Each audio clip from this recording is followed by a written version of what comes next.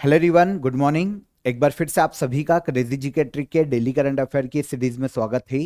आज के सेशन में हम डिस्कस कर लेते हैं 14 अप्रैल के सभी करंट अफेयर को। आराम से रिलैक्स होकर एक एक फैक्ट, एक एक क्वेश्चन को ध्यान से सुनिए, नोट कीजिए, इंपॉर्टेंट है पूरा की पूरा सेशन।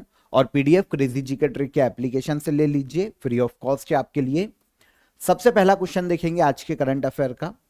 हाल ही में चर्चा में रहा नीलगिरी तहर किस राज्य का राजकीय पशु है?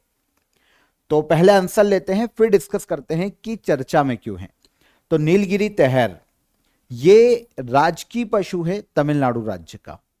अभी सुर्खियों में देखिए, यहां पर अगर आप इसका स्ट्रक्चर देखेंगे तो ये आपको एक हिरण की तरह दिखाई देगा, लेकिन यहां पर आप इसको नीलगाय की तरह भी देख सकते हैं। बस ये हाइट में थोड़ा सा छोटा है और ब्राउन कलर का एक पशु होता है।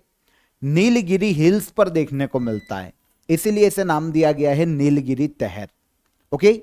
केरला और तमिलनाडु पहली बार मिलकर 24 से लेकर 27 अप्रैल तक इसकी जनगणना करवाने वाले हैं, नीलगिरी तहर की। सबसे ज्यादा ये केरल के एराविकुलम नेशनल पार्क, जो कि केरल में स्थित है, सबसे ज्यादा संख्या इसकी यहीं देखने को मिलती है। लेकिन ये पशु एक स्टेट एनिमल या फिर राजकीय पशु है किस राज्य का, क्वेश्चन हमें यह आ सकता है। तो तमिलनाडु का राजकीय पशु है। आईयूसीएन की इंडेंजर्ड कैटेगरी, जो रेड डेटा बुक होती है आईयूसीएन नाम की संस्था की, इसकी हम आगे बात करेंगे। इसकी रेड डेटा बुक में ये इंडेंजर्ड कैटेगरी में शामिल किया जा चुका है। और इसके अलावा भारत के वाइल्ड लाइफ प्रोटेक्शन एक्ट 1972 के तहत इसे शेड्यूल 1 कैटेगरी में शामिल किया गया है। आपको पता है, भारत में वन्य जीवों के संरक्षण के लिए भारतीय वन्यजीव संरक्षण अधिनियम लाया गया था 1972 में।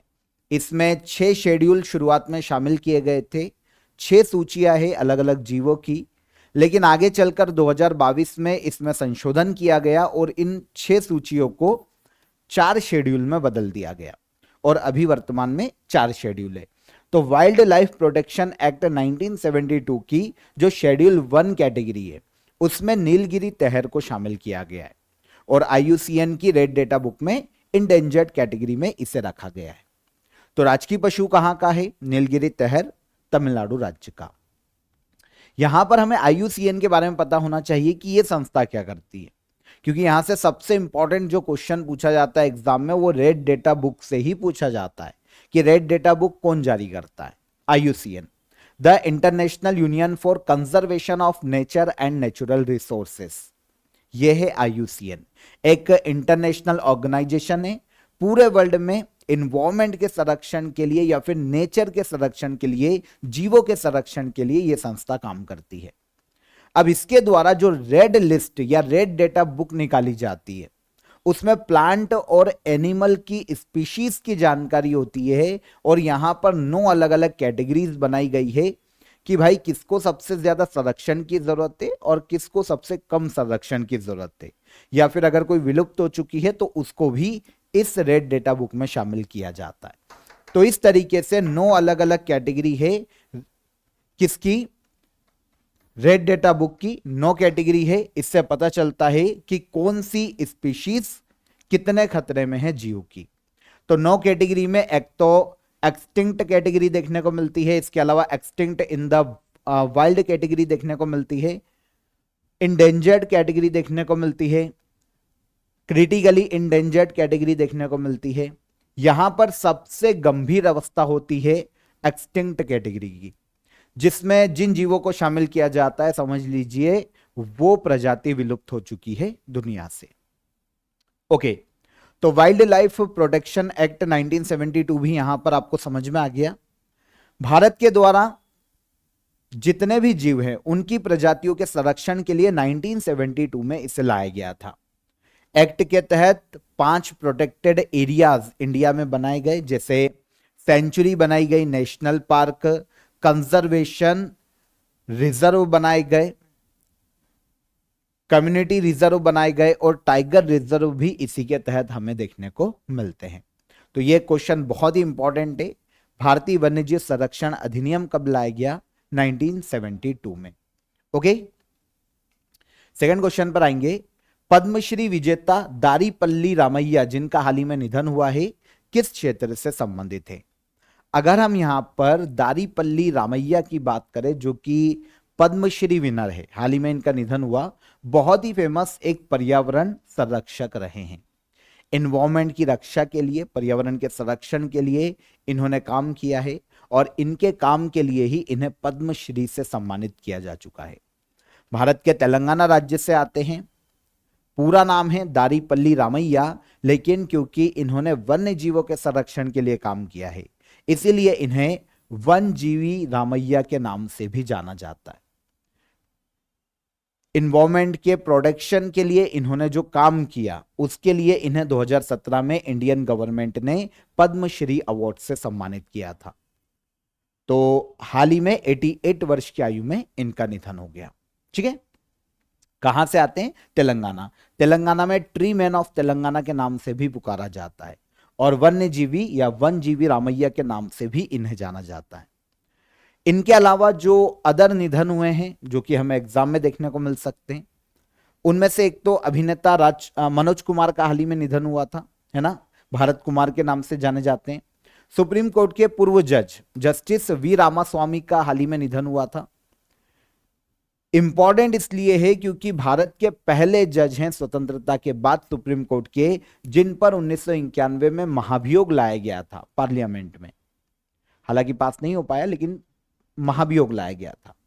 इसके अलावा गरिमेला बालकृष्णन प्रसाद, इनकी बात करें तो क्लासिकल सिंगर है, जिनका हाल ही में निधन हुआ। और रमाकांत रथ एक ओडिया पोएट हैं, जिनका कुछ समय पहले ही निधन हुआ है। आगे बढ़ेंगे। Remembering the great economist doctor Manmohan Singh, former prime minister of India, noble human being, visionary statesman नामक बुक, जो कि हाल ही में प्रकाशित की गई है, किसके द्वारा इसे लॉन्च किया गया? तो बुक के नाम से आपको समझ में आ जाएगा कि भारत के जो पूर्व पीएम हैं डॉक्टर मनमोहन सिंह, उनके जीवन, उनकी उपलब्धियों पर आधारित इस बुक को लिखा गया होगा। पीएम रहते उन्होंने कौन से अचीवमेंट्स उनके रहे हैं, है ना, फाइनेंस मिनिस्टर रहते हुए उन्होंने कैसे काम किए, आरबीआई के गवर्नर रहते हुए उन्होंने क्या क्या काम किए, इनके बारे में, डॉक्टर मनमोहन सिंह के बारे में यहां पर डिटेल में बताया गया है इस बुक में। बुक को लॉन्च करने का श्रेय दिया जाता है मोंटेग सिंह अहलूवालिया को। ठीक है, मोंटेग सिंह अहलूवालिया ने इस बुक को हाल ही में लॉन्च किया। अब मोंटेग सिंह अहलूवालिया कौन है, यह भी एक इंपॉर्टेंट क्वेश्चन है। तो भारत में योजना आयोग के डिप्टी चेयरमैन रह चुके हैं मोंटेग सिंह अहलूवालिया। इन्होंने 11 अप्रैल 2025 को remembering the great economist doctor Manmohan Singh, former prime minister of India, noble human being, visionary statements नाम की बुक को हाल ही में लॉन्च किया। वैसे बुक लिखने का श्रेय दिया जाता है एस गुरमीत सिंह को। एक राइटर हैं बहुत ही फेमस, एस गुरमीत सिंह, इन्होंने इस बुक को लिखा है। डॉक्टर मनमोहन सिंह की लाइफ, उनके कंट्रीब्यूशन के बारे में इस बुक में बताया गया। वैसे डॉक्टर मनमोहन सिंह की अगर हम बात करते हैं तो भारत के 14th पीएम थे, है ना, बहुत ही फेमस एक अर्थशास्त्री हैं। 22 मई 2004 से लेकर 26 मई 2014 तक इन्होंने भारत के पीएम के रूप में काम किया है और इन्हें 1987 में पद्म विभूषण से सम्मानित किया जा चुका है। डॉक्टर मनमोहन सिंह को 1991 में ये भारत के फाइनेंस मिनिस्टर के रूप में काम कर चुके हैं। उस वक्त पीवी नरसिम्हा राव की सरकार थी, उनकी कैबिनेट में फाइनेंस मिनिस्टर थे डॉक्टर मनमोहन सिंह। इन्होंने लिबरलाइजेशन, प्राइवेटाइजेशन और ग्लोबलाइजेशन, जिसे एलपीजी रिफॉर्म्स के नाम से जाना जाता है, इनको लाने का श्रेय दिया जाता है डॉक्टर मनमोहन सिंह को। मैं आपको एलपीजी काफी बार समझा चुका हूं। अपनी नीतियों को उदार कर देना, अपने जो हमारी क्लोज्ड इकोनॉमी है उसे वर्ल्ड के लिए खोल देना, इंपोर्ट एक्सपोर्ट को बढ़ावा देना, है ना। तो लिबरलाइजेशन, प्राइवेटाइजेशन को बढ़ावा देना और ग्लोबलाइजेशन को बढ़ावा देना। एलपीजी रिफॉर्म लाए गए थे इनके फाइनेंस मिनिस्टर रहते हुए। डॉक्टर मनमोहन सिंह भारत के 14th पीएम रहे हैं। ओके, तो बहुत ही इंपॉर्टेंट, डॉक्टर मनमोहन सिंह की हर एक इंफॉर्मेशन एग्जाम में पूछी जाती है, याद रखना। आगे बढ़ने से पहले आपको ऑफर ऑफ द डे बता देता हूं। आप सभी के लिए 2025 का जनवरी से लेकर दिसंबर तक 1000 करंट अफेयर जो कि एमसीक्यूज फॉर्म में है, इसकी ई बुक आपको अवेलेबल हो जाएगी। टॉपिक वाइज आपको पूरा करंट अफेयर देखने को मिलेगा 2025 का। 1000 क्वेश्चन आपको यहां पर देखने को मिलेंगे एमसीक्यूज फॉर्म में विथ डिटेल।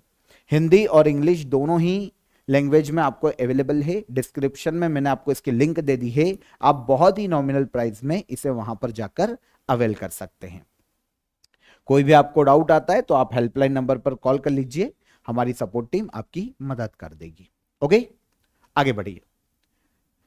मध्य प्रदेश द्वारा या मध्य प्रदेश सरकार के द्वारा डॉक्टर भीमराव अंबेडकर अभ्यारण्य कहां स्थापित किया जाएगा? तो मध्य प्रदेश सरकार के द्वारा डॉक्टर भीमराव अंबेडकर सेंचुरी स्थापित की जाएगी मध्य प्रदेश के सागर जिले में।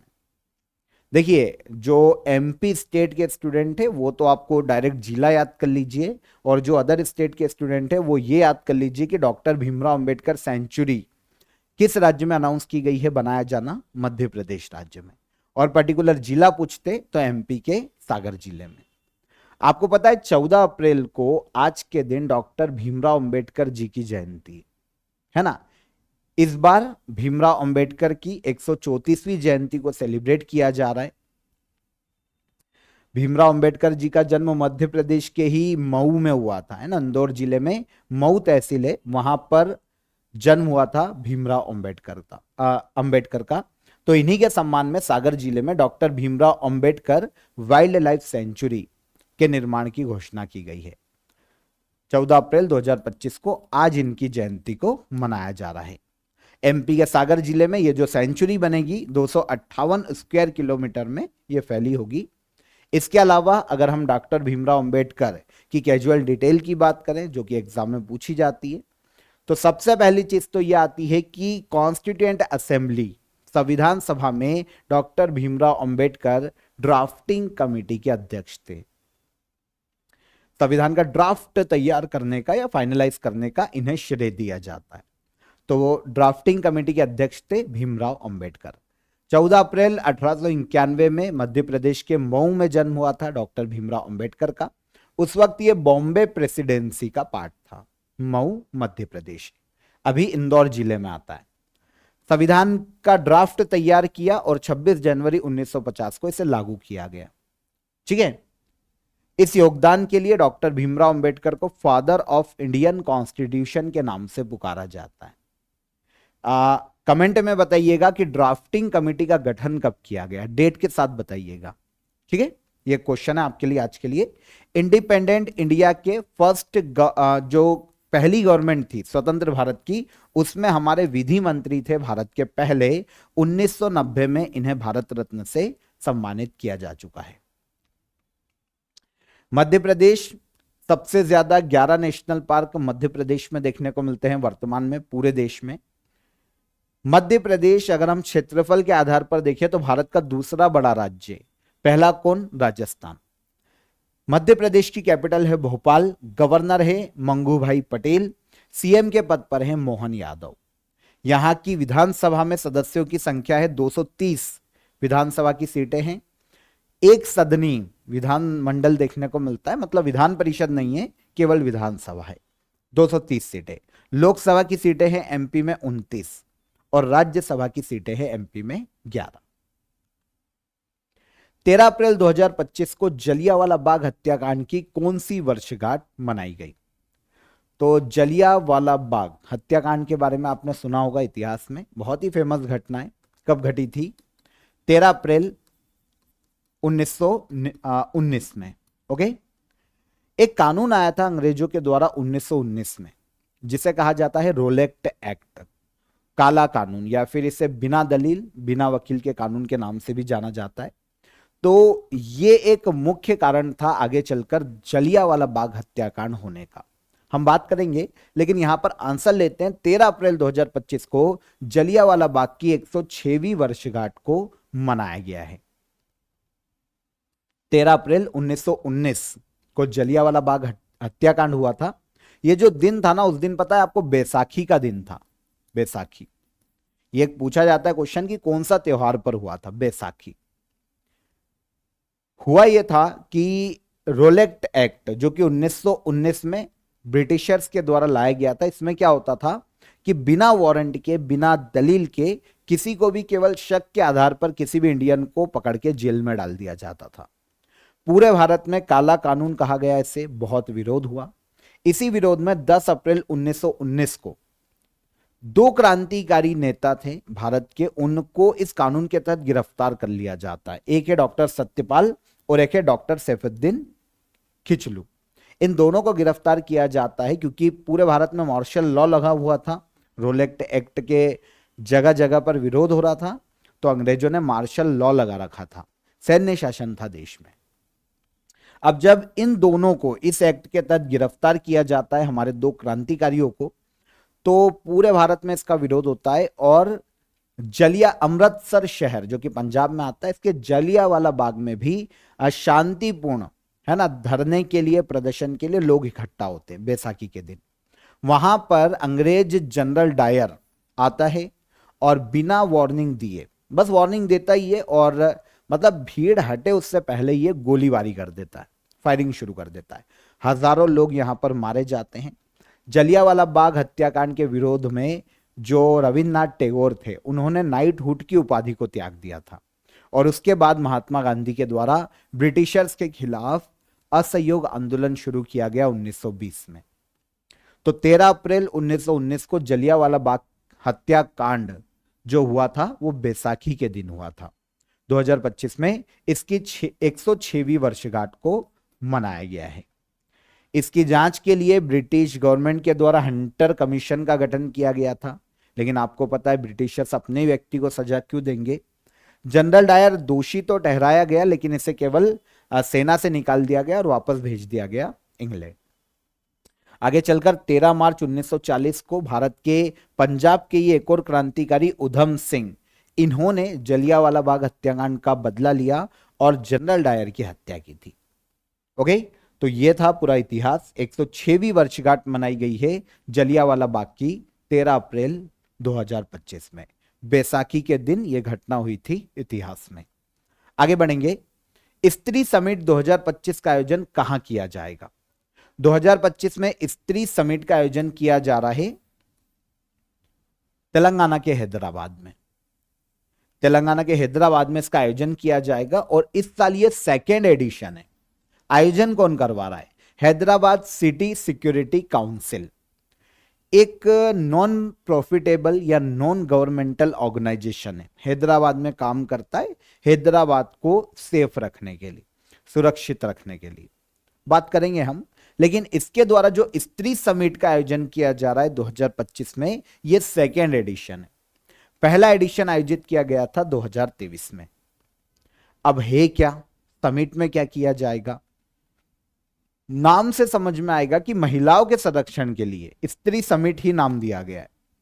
जो तेलंगाना या हैदराबाद का एरिया है, शहर जो है हैदराबाद, वहां पर महिलाओं की सेफ्टी और सिक्योरिटी से जुड़े मुद्दों पर यहां पर चर्चा की जाएगी। जेंडर इक्विलिटी को कैसे प्रमोट किया जा सकता है वो चर्चा की जाएगी स्त्री समिट में। In short, women safety, women empowerment को लेकर कैसे बढ़ावा दिया जा सकता है, हैदराबाद में महिलाओं की सुरक्षा के लिए कैसे काम किया जा सकता है, पुलिस कैसे घटनास्थल तक जल्दी पहुंच सकती है, घटना की जानकारी कैसे पुलिस को जल्दी मिलेगी, विमेन सेफ्टी को लेकर जो सॉल्यूशन है जनता से लिए जाते हैं और वर्कशॉप आयोजित की जाती है विमेन्स के लिए कि वो कैसे सेफ रह सकती है, अपने आप को प्रोटेक्ट कर सकती है। तो यह है स्त्री समिट। आयोजन कौन करवा रहा है पता है? Hyderabad city security council. अभी मैंने आपको बताया। इसमें ना हैदराबाद सिटी पुलिस कमिश्नर या जो कमिश्नर ऑफिस है वो शामिल होता है, राज्य की गवर्नमेंट यहां पर शामिल है, प्राइवेट इंस्टीट्यूशन और सिटीजन्स भी यहां पर शामिल होते हैं इस ऑर्गेनाइजेशन में, और मिलकर ये हैदराबाद को सुरक्षित रखने और सेफ रखने के लिए काम करते हैं।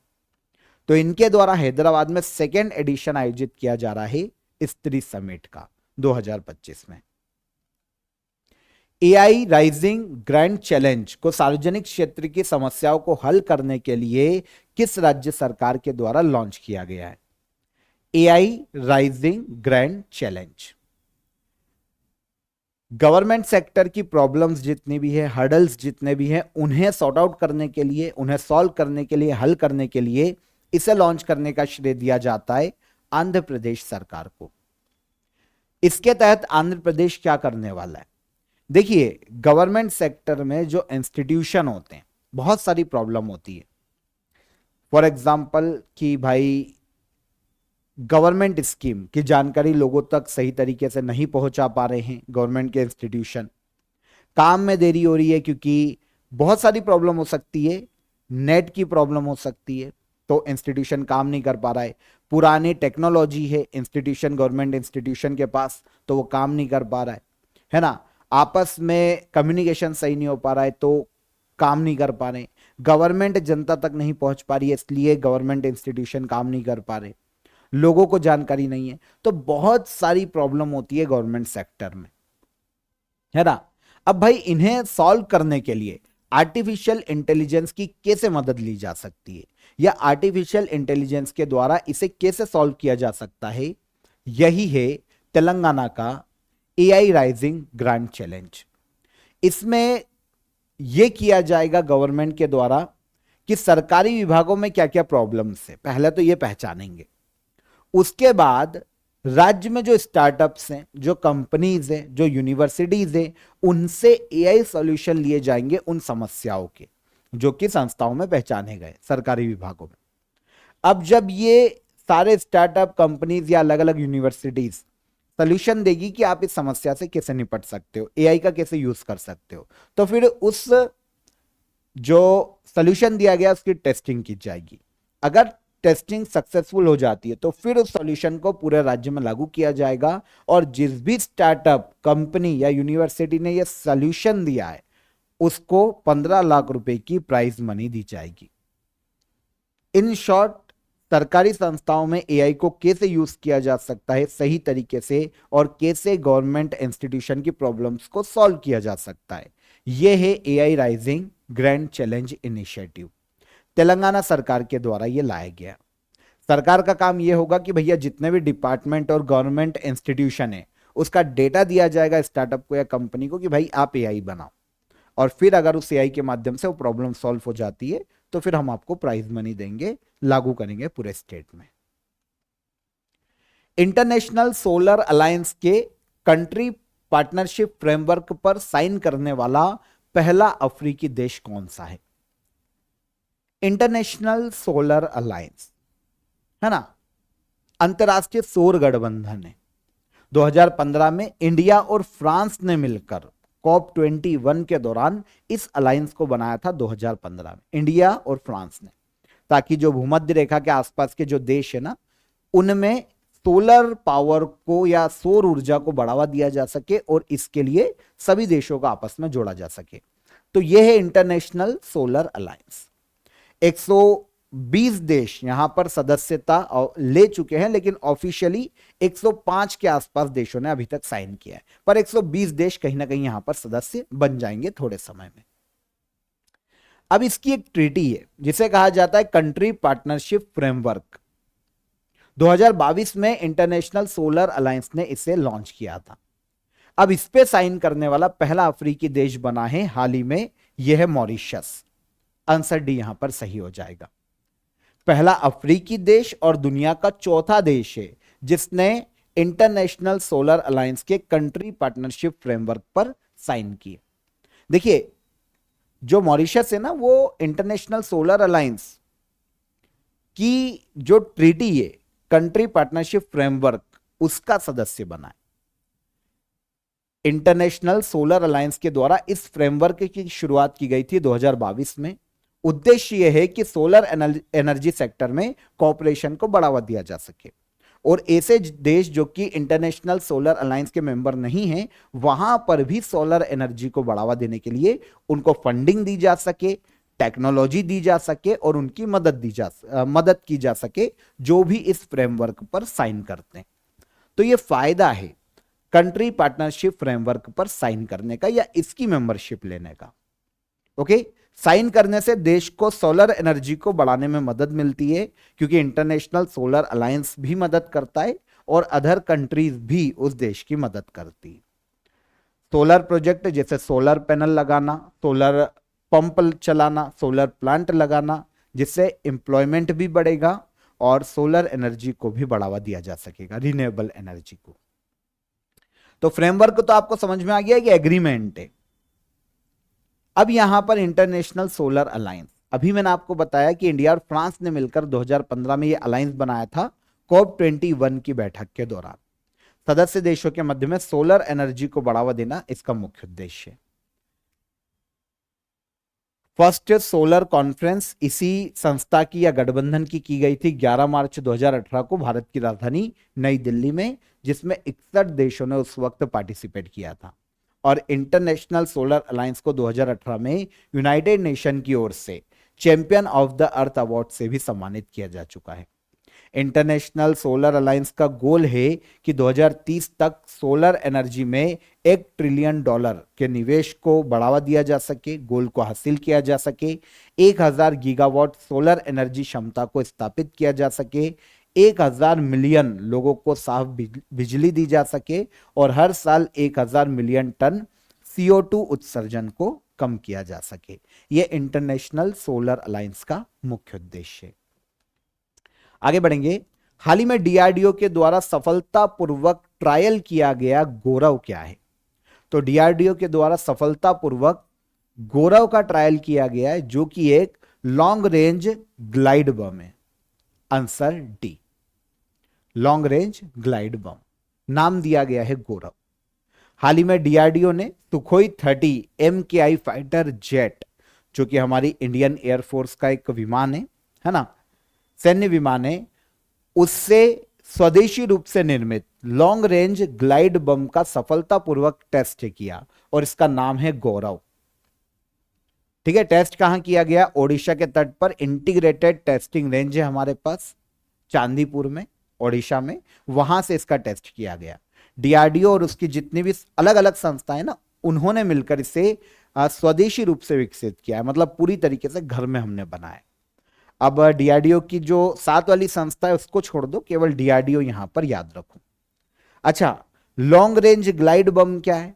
जो गौरव हम बोल रहे हैं कि लॉन्ग रेंज ग्लाइड बम है, तो ये क्या होता है? अगर यहां पर लॉन्ग रेंज ग्लाइड बम की बात करें तो एक खास तरह का बम होता है जिसको ऊपर जो हमारे फाइटर जेट होते हैं, जो विमान होते हैं एयरफोर्स के, उनसे छोड़ा जाता है जमीन पर और छोटे से छोटे टारगेट को भी ये हिट कर पाते हैं। ओके, अपने टारगेट को बिल्कुल सटीक तरीके से ये हिट करते हैं। छोटे बम है लेकिन सटीक तरीके से हिट करते हैं। अभी तक लॉन्ग रेंज ग्लाइड बम में 2 तरह के बम विकसित किए हैं, एक है गौरव और एक है गौतम। गौरव को हमने पूरी तरीके से टेस्ट कर लिया है, पर गौतम अभी अपने शुरुआती चरण में, तो इसीलिए हम यहां पर गौरव LRGB की बात करेंगे, लॉन्ग रेंज ग्लाइड बम की। तो गौरव की बात करें, 1000 किलोग्राम इसका वेट है, लगभग 100 किलोमीटर की रेंज तक पिन पॉइंट एक्यूरेसी के साथ ये टारगेट को हिट कर सकता है। 100 किलोमीटर तक किसी भी टारगेट को ये हिट कर देगा, है ना, एक पिन पॉइंट एक्यूरेसी के साथ, मतलब एक छोटे से छोटे डॉट वाला इसको अगर एम भी दिया गया तो वो उसको हिट कर देगा 100 किलोमीटर तक। इसके अलावा 10 किलोमीटर की ऊंचाई से इसे फेंका जा सकता है, लॉन्च किया जा सकता है इस बम को जमीन पर कहीं भी एयरक्राफ्ट के माध्यम से। विकसित किसने किया है गौरव को? DRDO ने। Defence research and development organisation DRDO है ना, भारत में मिनिस्ट्री ऑफ डिफेंस के तहत ये हमारे जो रक्षा उपकरण हैं उनका निर्माण करने वाली संस्था है। स्थापना हुई थी 1958 में। DRDO की हेडक्वार्टर नई दिल्ली और वर्तमान में चेयरमैन समीर V कामत देखने को मिलते हैं। लास्ट क्वेश्चन आज के डेली करंट अफेयर का, हाल ही में global tariff and trade help desk की शुरुआत किस देश ने की है? तो अमेरिका लगातार टेरिफ लगाया जा रहा है हर देश पर। अभी के लिए चीन को छोड़कर उसने सभी देशों को 90 डेज का रिलीफ दिया। तो ऐसे केस में हमारे ऊपर भी टेरिफ लगा है ना, ऑलमोस्ट 25% के आसपास, 26% आई थिंक हम पे भी टेरिफ लगा है। तो ऐसे केस में हुआ यह है कि भाई हमारे जो एक्सपोर्टर है वो कंफ्यूज हो रहे हैं, उनको पूरी तरीके से नहीं पता चल पा रहा है कि भाई कितना टेरिफ हम पर लगा है, हमें कितना पैसा देना है अमेरिका को या अदर देश को। तो इन टेरिफ से संबंधित जो प्रॉब्लम है ना, जो एक्सपोर्टर की है स्पेशली, उनमें एक्सपोर्टर की मदद करने के लिए इंडिया ने लॉन्च किया है हाल ही में global tariff and trade help desk को। ओके, तो किसने जारी किया? इंडिया ने।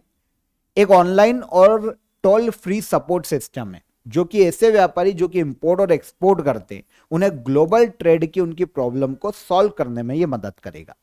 कैसे मदद करेगा ये मैं आपको बता चुका हूं, है ना। कितना टैरिफ लग रहा है भाई, कितना है, कोई भी कंफ्यूजन ना रहे, तो गवर्नमेंट मदद करेगी हमारे इंपोर्टर और एक्सपोर्टर्स जो बिजनेसमैन है उनकी। ऑब्जेक्टिव यही है कि भाई बिजनेस में आने वाली जो भी दिक्कत है, tariff, import export duty, dumping duty, इन सब के बारे में उन व्यापारियों को बताना, उनकी समस्या को सॉल्व करना। तो आई होप आपको समझ में आ गया होगा। Ministry of commerce and industry के द्वारा हाल ही में इस online toll free support system को शुरू किया गया, global tariff and trade help desk इसे नाम दिया गया है।